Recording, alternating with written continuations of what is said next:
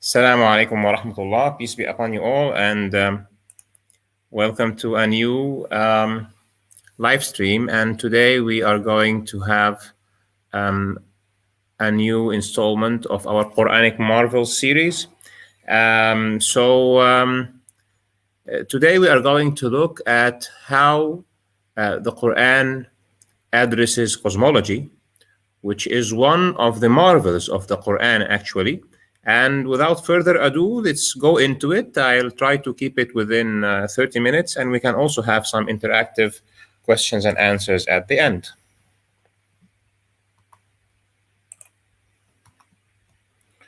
So I'll be showing you a little presentation.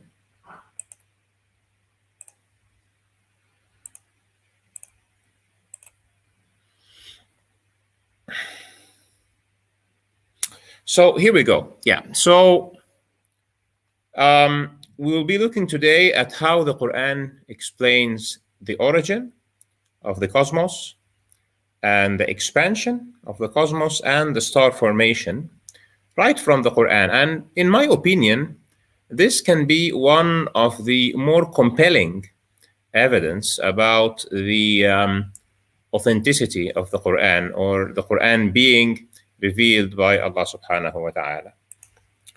So first, many atheists and many people who look at our people who believe their evidence to God, you would tell him God did that, and he will say, okay, you are referring to God of the gaps because you don't understand this, so it is your God. So I'm giving this parable, this example. Let's say you are in the desert and you find a very nice house and you go and live in this house. And then somebody comes along and tells you, this is my house, I even built it. And then you ask him, give me the evidence. So he tells you, the evidence is that I know how I built it. And I can tell you, for example, that in the bedroom, if you go and remove the picture, you will find a safe, for example, there. Or if you go in the basement, you will find a secret door. And since you did not know about the door, and he shows you that he knows things about the building that can only be known to the one who created the building. Maybe he will even tell you, open the safe behind the picture and you will find a message there, and on the message you will find my name, that I am the one who built the building.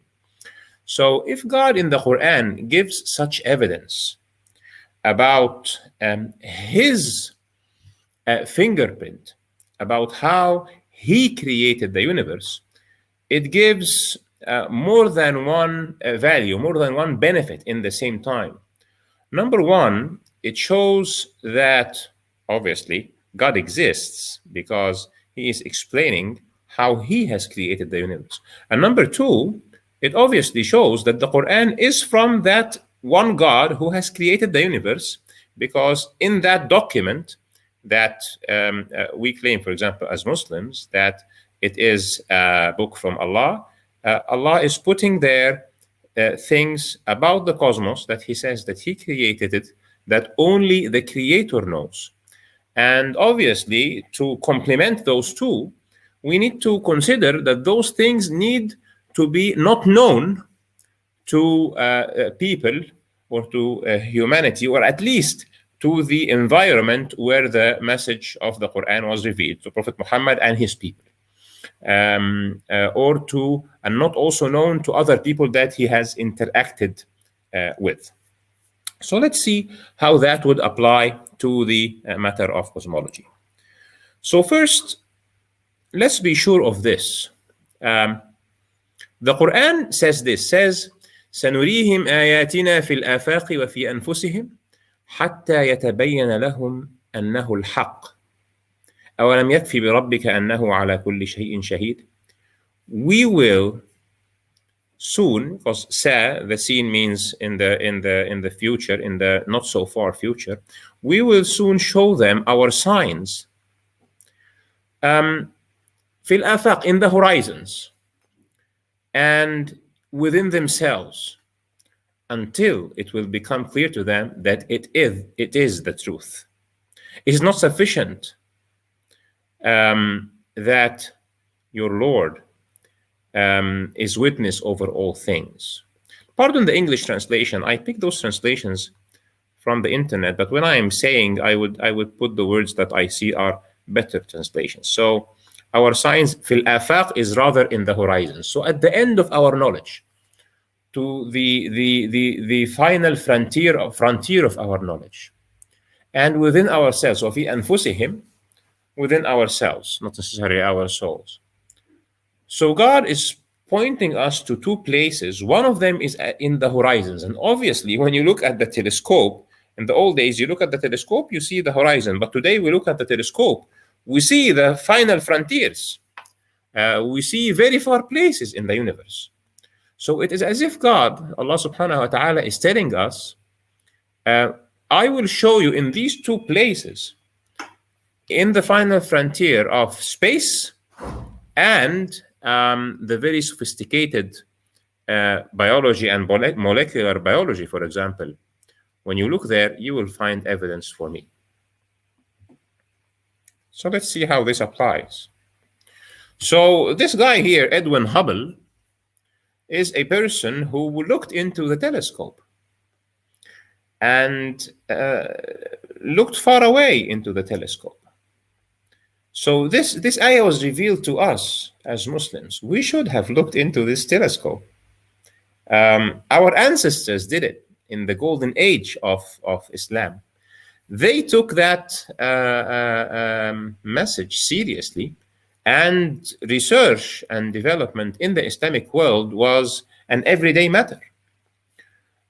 So it is really frustrating that it is not the same today, but we are picking up. But this guy looked at the horizons, and we're looking at the universe. So, for example, until the early part of the last century, maybe even between even the 20s and even the 50s, the scientific community considered the universe to be eternal.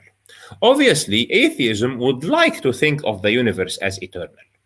And if the universe is eternal, then what do you expect? Do you expect it to be static, or expanding, or contracting? If it is eternal, you would rather expect it to be static. So, for example, Einstein, when he put together his equations for relativity, there was something there called the cosmological constant. And by changing the value of that constant, you can cause the equation to indicate a static universe, one that does not expand or contract, an expanding universe, or a contracting universe. And he chose the value to put in his formula that signifies a universe that is static, because that was the conviction of the scientific community at that time. Until Hubble came along, and using his telescope, he started observing something called redshift and blue shift. And redshift would result of when you observe an object that is moving away from you, the light coming from it will shift towards red light. It becomes redder. And if the object is coming near to you, you would observe that the light coming from it will shift towards the blue. And considering the red shift and the blue shift of the objects, the celestial objects, the faraway stars that Hubble was observing, he reached a conclusion that the universe is indeed expanding. And scientist after scientist kept accumulating evidence for the same. Within the last few decades, for example, using specific kind of stars, very bright stars, they are called candles, or standard candles, termed like this because they are used to estimate distances. Using those, the observations of Hubble were even reconfirmed, and this was, if I remember correctly, in the 90s. And not only confirmed, but amazingly, it was found that the universe is not only expanding, but that the universe is expanding at increasing rates. And this was completely shocking. Even when Einstein got exposed to the matter of the expanding universe, he had to change his cosmological constant. And now, when the universe was seen to be not only expanding, but even its rate of expansion is increasing, this was a complete shock.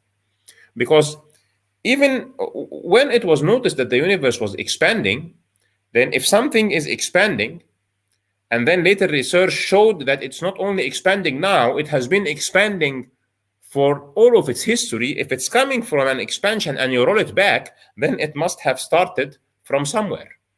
And this was not a favorable scientific conclusion, but the scientific community was forced to accept this conclusion because the evidence was mounting. But what would you have expected? Because there is gravity. So if you throw something up, what will happen? Later it will come down. If there is something massive like the universe and it gained some momentum from an initial condition of its origin and starts expanding, you would expect that gravity will cause this expansion to slow with time. And people were putting together theories that maybe the expansion will slow with time, and then the universe will stop, and then it will collapse on itself.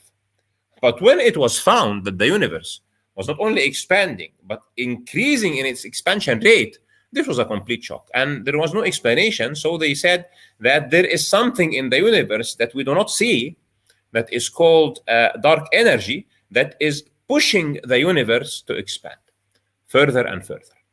And just for your information, if you account for that dark energy, the dark energy will account for something like 85% of the total mass and energy in the universe. To cause this effect, you need to add a component to the universe that they call dark. Dark is because we cannot observe it.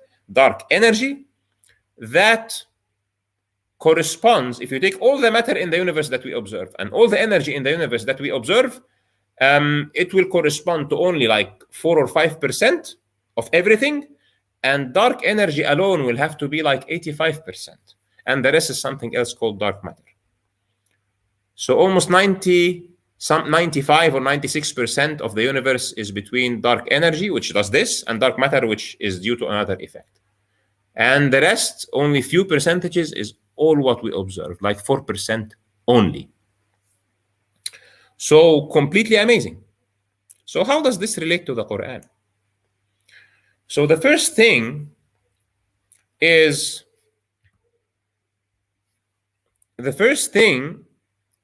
the matter of the expansion. The matter of the expansion itself, there is an ayah in the Quran. It says, وَالسَّمَاءَ بَنَيْنَاهَا بِأَيْدٍ وَإِنَّا لَمُوسِعُونَ. And the sky we built or we constructed بِأَيْدٍ, it's like with hands, but it signifies strength. So with strength, and indeed, we are expanding. وَإِنَّا لَمُوسِعُونَ. And لَمُوسِعُونَ is put in a way that it's not a verb. It is a noun. We are expanding, okay? And this means that expansion of the universe is like a property for the universe. And this is what the scientific research has found. And then we compare this to the criteria that we were talking about. So God, who has created the universe, number one, told us to look into the universe, to look into the horizons of our knowledge, and then we will find him. And then when we do so, we found that it is expanding. And then we go to the Quran and we find that he is saying 1400 years ago in the Quran that it is built by strength, okay? And that it is expanding as a noun. It's always expanding. It's expanding now. It has been expanding before. It will continue expanding later. And that this needs strength. And we cannot find any physical explanation. So we say there's this dark energy that is pushing the universe to expand.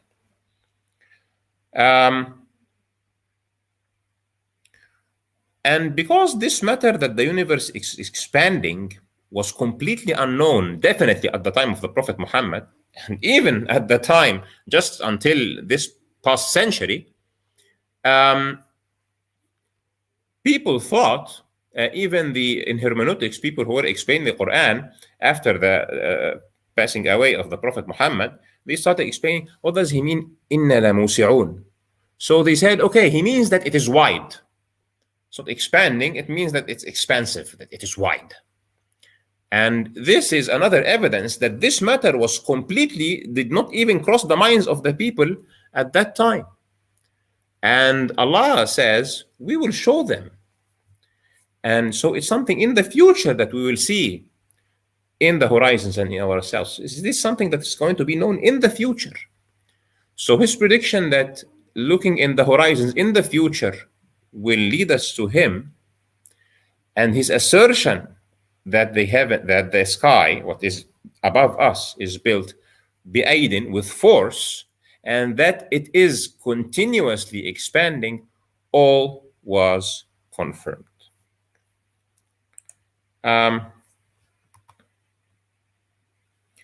Let me stop a little bit here and see if we have some comments before I proceed.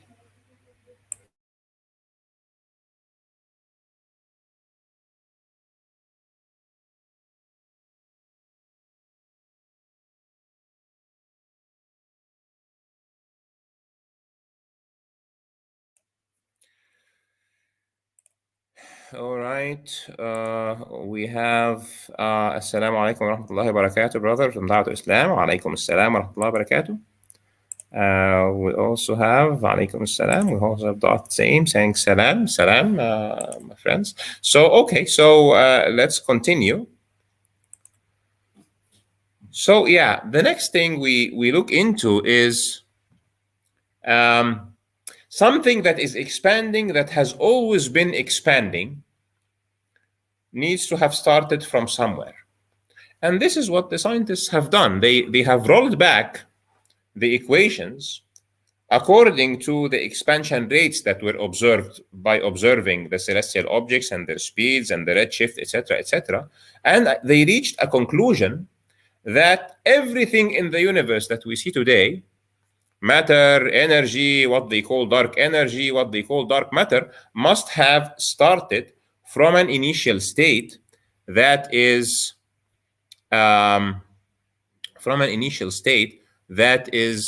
very condensed matter and very condensed energy. And this initial state, because of the nature of our knowledge, we cannot roll back before a certain point in time. And this reminds me now of this very specific ayah. أولم يرى الذين كفروا أن السماوات والأرض كانتا رتقا ففتقناهما وجعلنا من الماء كل شيء حي أفلا يؤمنون.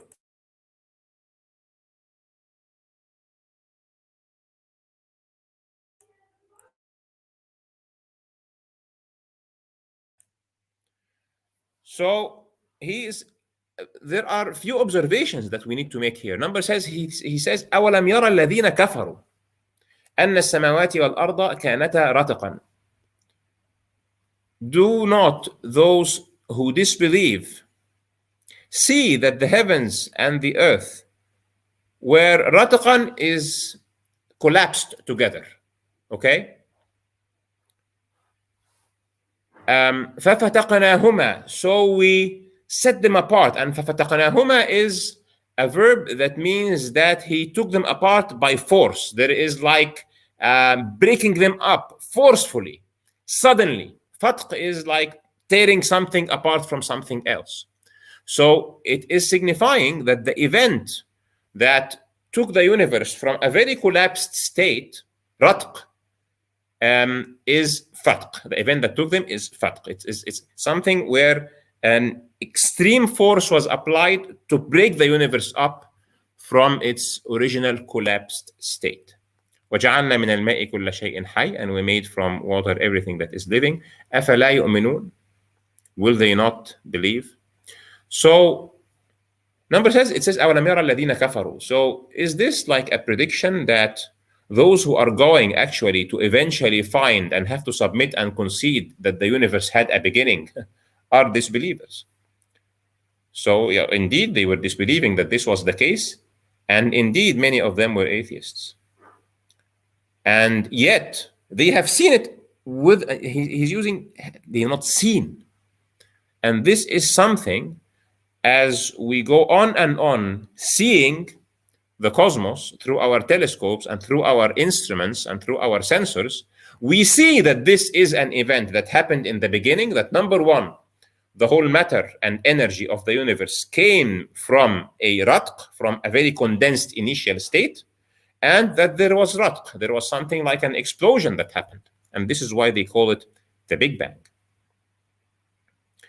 And when we looked even further, we saw something like, it's called the cosmic background microwave radiation, and or the CMB, cosmic microwave background radiation. And this one shows us the vigor of that initial state. And there is another ayah that says,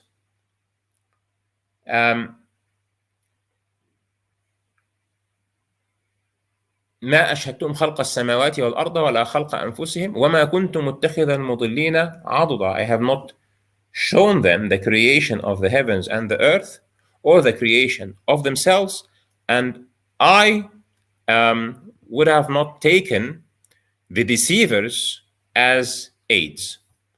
So it also tells us something else. While God, or Allah subhanahu wa ta'ala, in the ayah that we have mentioned, is pointing us to look into the horizon and into ourselves to make sure that He is the creator, because there will not be an affirmation of an eternal universe, or on the other side, that life has arose by chance, etc. He says that exactly what happened at the point of creation will never be known, and that anything that will explain the exact details will be deceit. وَمَا كُنْتُ مُتَّخِذَ الْمُضِلِّينَ عَضُدًا. And I would have not taken the deceivers as aids. And this is very interesting, because that event that is called the Big Bang, there is a time limit where we can go back.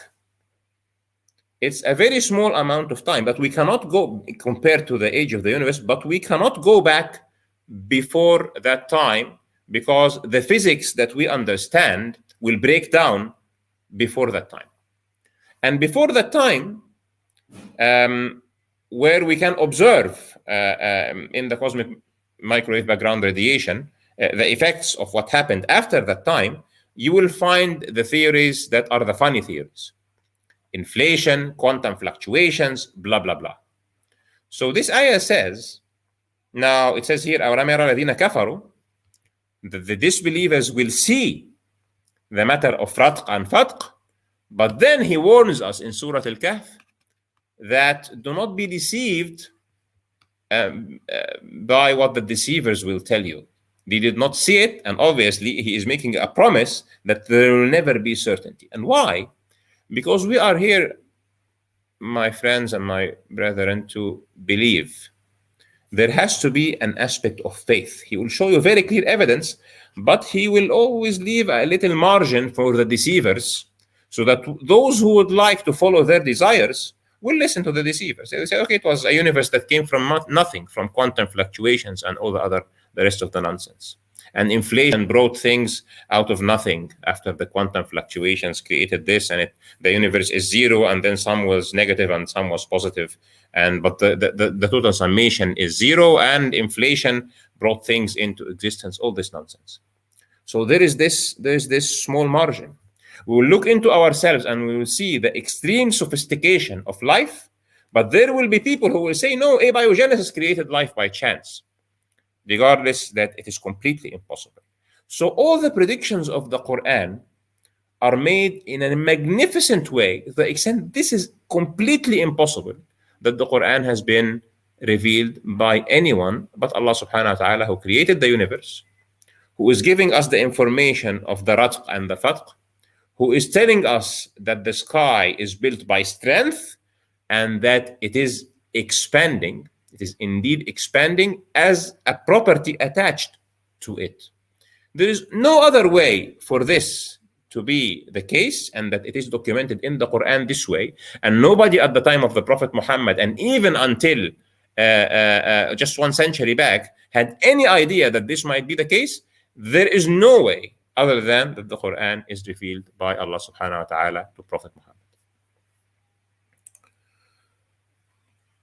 So let's go ahead with our presentation to see what more. And then something else. That Allah is pointing us to the fact that He is sustaining. He is sustaining السماوات والأرض, the heavens and the earth. He says, إن الله يمسك السماوات والأرض أن تزولا ولئن زالتا إن أمسكهما من أحد من بعده إنه كان حليما غفورا. Our expectation is that the expansion has to slow down, and then the sky will have, the celestial objects will have to collapse back, and there was this bouncing universe kind of theories. But God says no. In the translation of the meaning of the ayah, surely Allah upholds the heavens and the earth, lest they come to nothing, or lest they vanish. And if they should come to nothing, there is none who can uphold them after Him. Surely He is the forbearing and the forgiving. So now when we see that there is no obvious explanation for why there is this dark energy, we understand that this is a fulfillment of this promise by Allah subhanahu wa ta'ala, that Allah will put a property in the universe that is not an intuitive thing for us, that will cause the universe to be upheld. And that when He says enough, the universe will collapse. And this is going to be the end of it. And in other ayat, we see وَالسَّمَاوَاتُ مَطْوِيَّاتٌ بِيَمِينِهِ, and the heavens are folded in His right hand. So the end state of the universe is that it's going to collapse and going to be wrapped and folded back.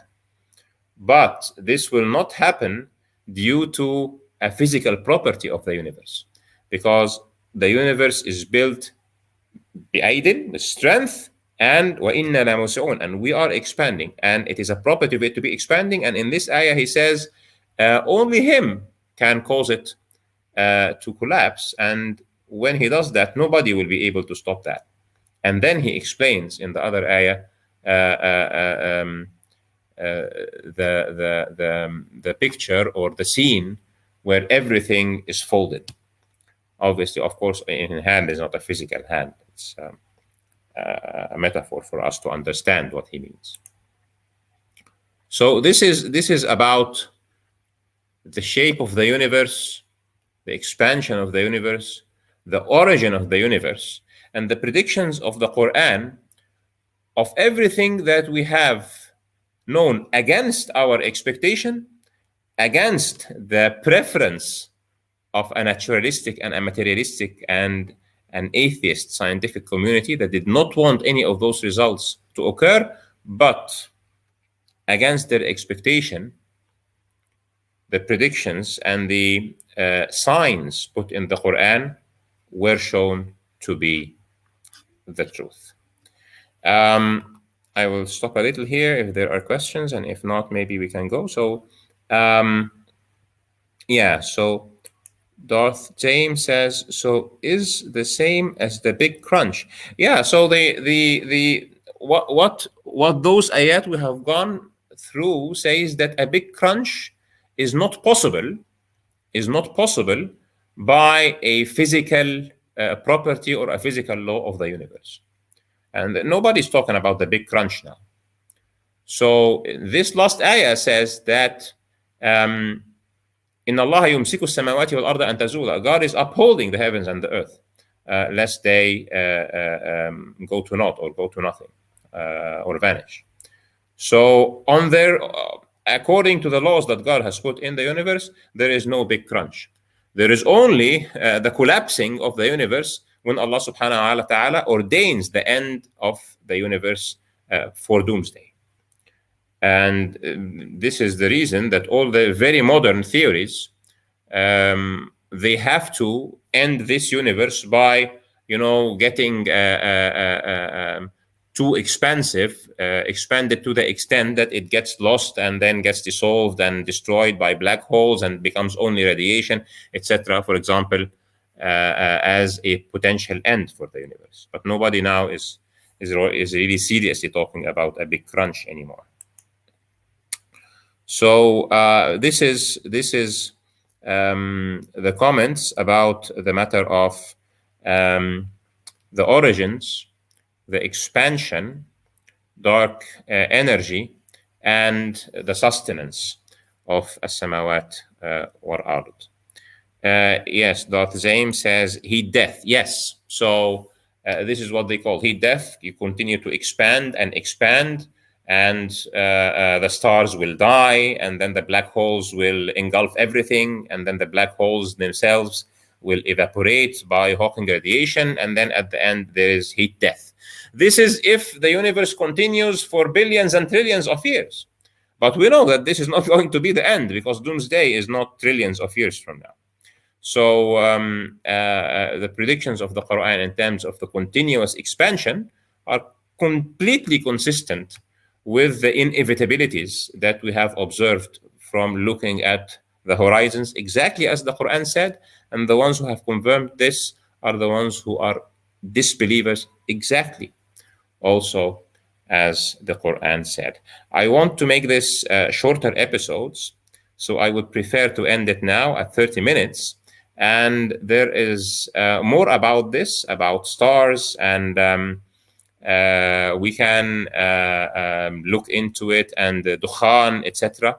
We can look into it in the coming episode. Let that be Cosmology 2, Quran and Cosmology number 2.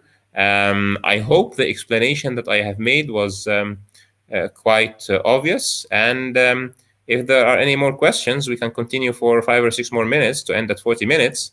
Or we conclude now. So let me know if you have more questions. So Man's Man is saying, thank you for the lesson, brother. Always thank you, Man's Man, for your comment. Do we have other questions about what we have discussed? Anything that you hear from the science explainers? Anything about the meaning of the ayat of the Quran in this respect? I just want to make sure that we all understand the reason for having this series. It is not only to marvel the Quran, but to understand from a positive note. When somebody asks you, why do you believe that the Quran is coming from Allah? And you tell him, for example, because it's very eloquent, because the Arabic language is great, because this and that. He says, okay, but I do not talk Arabic, so I cannot understand what you are saying. And we are living in the age of science. And Allah, when He revealed the Quran, knew that at one time, science will be the way people expect to see evidence. And hence, it is very important in this modern time of ours to pick up the scientific assertions of the Quran in a very careful manner. As I told you, for example, the Quran does not say that the universe came from an absolute nothing through quantum fluctuations and then by inflation. He warns us that there will be deceivers who will tell you, we know how we reached to the Ratq and Fatq. But he says, no, I'm giving you this information. The universe started from condensed matter and then I broke it apart.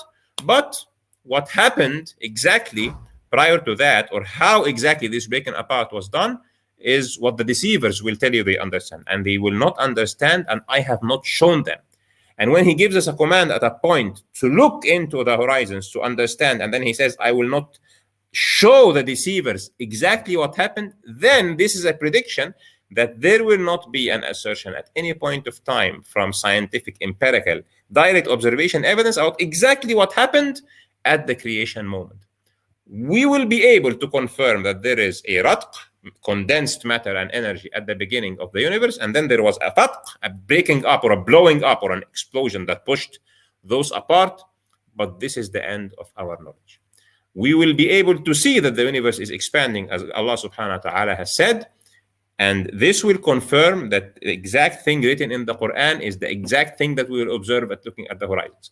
We will also not only see that it is expanding now, but musi'un, it is a noun. It has been expanding, it is now expanding, it will continue expanding. And then in Allah yumsiku as-samawati wal arda an tazula, Allah is upholding the sky or the heavens and the earth not to go to nothing or go to naught. And this means that due to the physical properties of the universe will not collapse on itself.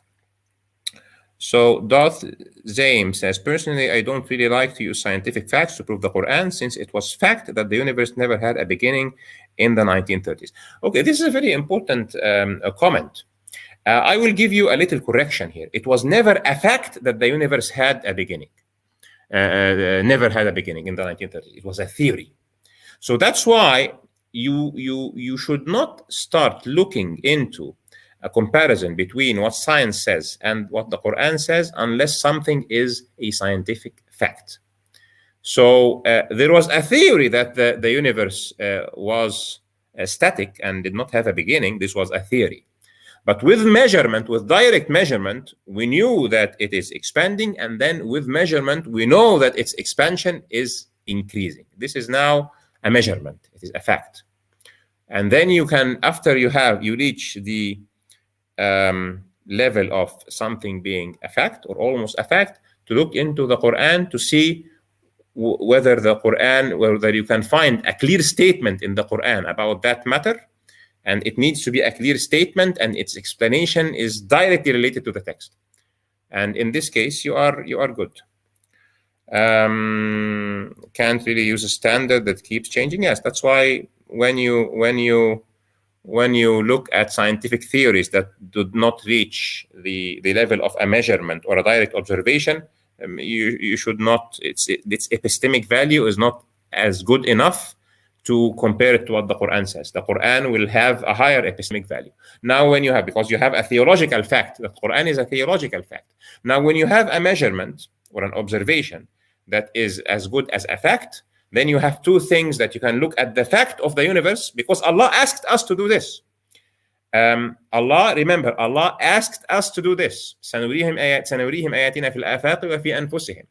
So we cannot say as Muslims, we will not look into science and see if it confirms our religion or not.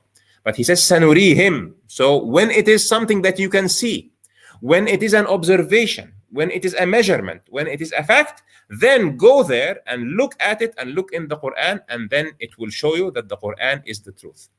حتى يتبين لهم أنه is the Quran, or is the religion. أنه الحق. Okay, and that it is the truth. So this is a command from Allah that when you reach the point of seeing or observing or measuring directly, you are looking at a fact of life, then look into the Quran, and if the Quran is measuring it, then you have the right to compare both and to find from this a sign to the existence of Allah subhanahu wa ta'ala, number one, and that the Quran is revealed from him, number two, and that Prophet Muhammad is an authentic prophet, peace be upon him, because the Quran is God's eternal sign. Okay, as long as we're living, the Quran will keep showing us things like that. Steady state model, yes, they had the steady state model up till the 20s. Okay, and since science doesn't say it's true, it says it works.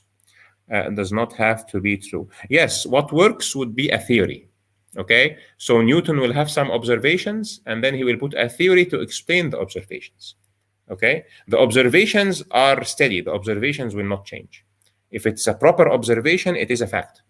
But now Newton's theory, it is called Newton's theory, can be replaced by Einstein's relativity. And Einstein's relativity, we know it has problems. It will be replaced sooner or later with something else. Like he had his cosmological constant at a point of time based on his paradigm and the scientific community paradigm that it is a steady-state model. But when the observations change, the scientific community is forced to change. In Newtonian mechanics works, not true. Yes, so you're giving the same example I'm giving. So the Quran is the yardstick. It checks scientific discoveries. The Quran directs you saying the Quran directs you to places in scientific research that Allah subhanahu wa ta'ala will mention them. Okay, so we need to be very careful about this. We look in the Quran about specific statements that Allah subhanahu wa ta'ala is making about some scientific facts that we can double check by observation. He did things about the cosmos, as we have seen. He did things about embryology, for example. He did things about many things. And those things are things we can look at and examine and make observations and measurements and see them with our eyes. And then when we see them and measure them, we can compare them to what Allah subhanahu wa ta'ala says in the Quran. And He tells us specifically, very clearly, He instructs us. قُلْ سِيرُوا فِي الْأَرْضِ فَانْظُرُوا كَيْفَ بَدَأَ الْخَلْقِ. He is telling us, walk the earth and see how the creation has started. This is an instruction. So we have to do it. We have to do it. And then He says, He expands on this, look at the horizons and look within yourselves. So it is not something like discretionary. We have an obligation as Muslims to follow those two paths. Look at microbiology and look at cosmology. We should be the leaders. And this is exactly what our ancestor Muslims, scholars did. They taught the world, they rethought, they re-established cosmology and astronomy. They re-established medicine. Definitely inspired by our religion.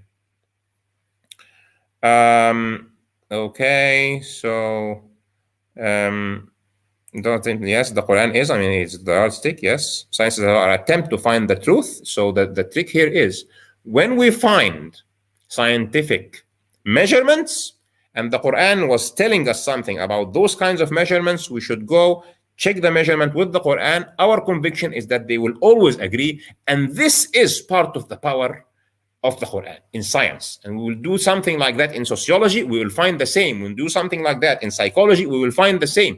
When we do something like that in archaeology and the Quran is mentioning something that we can double check archaeologically, we'll find the same. When it's mentioning something about history and we uncover the historical fact and we compare it to the story in the Quran, we will find the same. So this is a great part of the miracle and the marvel of the Quran. And this is why the Prophet Muhammad did not need to split the sea or, get a camel out of the mountain like Prophet Salih did, for example, because his miracle is the Quran. Allah gave us the Quran and He said the Quran has the signs, and He points us to where in the Quran what those signs are, and He tells us do this and do that and look at this and look at that. And then when we look at those signs and we find their counterpart in science, in history, in archaeology, in biology, in medicine, in sociology, in psychology, in mathematics, those signs of the Quran will point us to those disciplines. And when we find the facts about those disciplines, we know that the Quran has gave us the signs to reconfirm our faith in Allah subhanahu wa ta'ala, number one, that the Quran is His message, number two, and Prophet Muhammad is an authentic prophet, number three. I hope this is clear enough. Man says, truly the Quran is a book of signs, an actual sign pointing us where to look. Exactly. This is exactly what I mean. So thank you for this.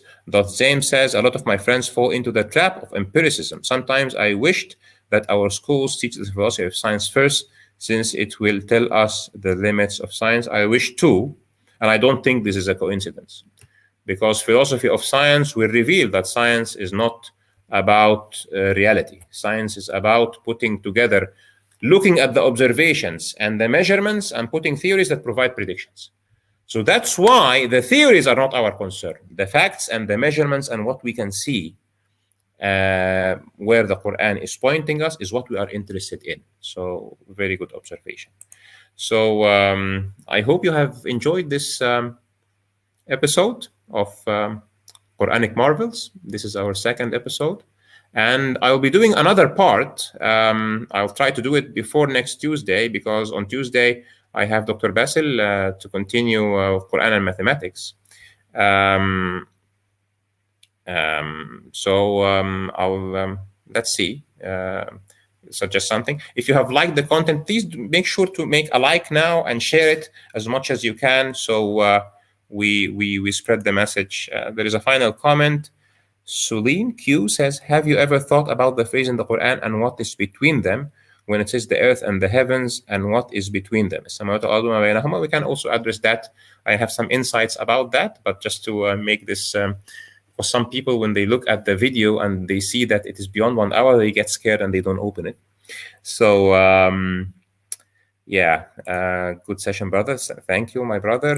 Mansman says, it's off to a great start. I'll have to release the previous streams and this one too. Please do.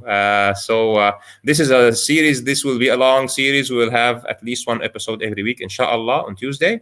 And I'll be glad that you share this and we have as much people on the live stream as possible. So thank you all very much, and peace be upon you all. Assalamu alaikum wa rahmatullah. Subhanakallah wa bihamdik. أشهد أن لا إله إلا أنت أستغفرك وأتوب إليك. والعصر إن الإنسان لفي خسر إلا الذين آمنوا وعملوا الصالحات وتواصوا بالحق وتواصوا بالصبر. Spread the good news, my friends, and spread the truth of the Quran, and invite people to attend with us and even to come here and challenge me. I have no problem to be challenged. All right, and maybe even in the coming episodes, I can send you the StreamYard link, and people who would like to challenge me can come right on the show and challenge me. I have no problem. The truth fears nothing. All right, so assalamu alaikum wa rahmatullahi wa barakatuh. I'll be putting the extra now.